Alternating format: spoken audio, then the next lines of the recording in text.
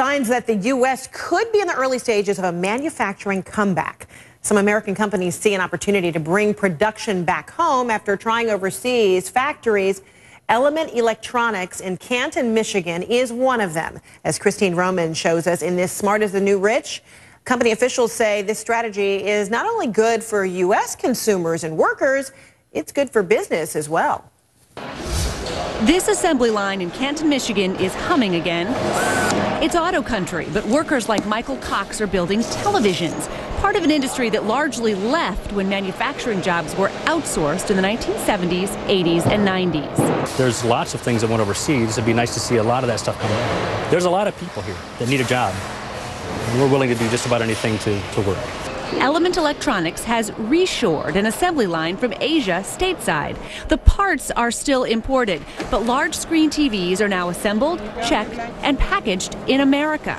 As consumers want more large screen TVs, it has created an opportunity to bring that production here to the United States.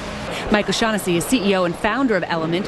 He's determined to create American jobs. If you grew up in Warren, Ohio in the 1970s and 80s, like I did, you watched jobs leave, and you watched the impact of those jobs leaving on the families and friends that you had. But this isn't just sentimental. O'Shaughnessy says it's good business, and the math makes sense. We studied what our total product costs were. In particular, we studied what labor does against duty and freight and other factors. And what we found is that we can assemble TVs here in the United States, and we can do that for about the same cost by introducing some component in larger screen televisions, U.S. labor, U.S. assembly, because it's offset by lower duty and lower freight. And assembling these TVs here means better quality control and quicker delivery to retailers like Target, Walmart, and Costco.